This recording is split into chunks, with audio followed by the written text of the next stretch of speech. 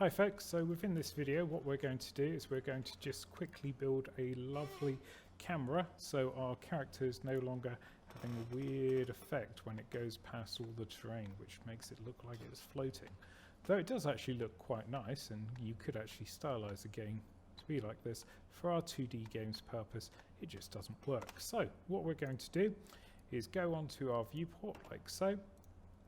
We're going to then add a camera just like so, and make sure it's facing in the direction of the actual player's capsule like this.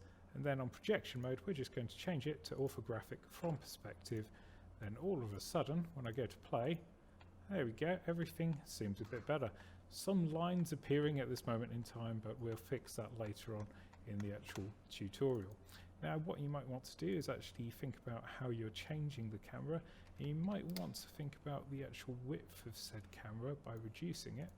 I've just reduced that, there you go, from 500 and what was that before? 512 to 256.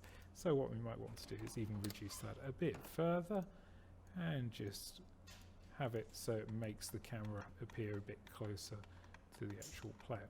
Now one thing you will notice is when you're using Unreal, it has a really interesting habit of making the screen go from dark to light. That's the lovely auto exposure that Unreal has pre-built into it. So we can turn that off by simply going to our lovely project settings, just like so.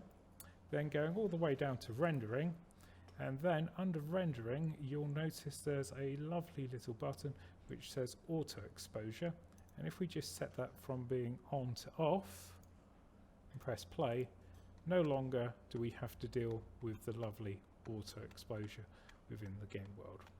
And that is how we fix our camera to being orthographic, as well as fixing that lovely auto exposure that Unreal has to start.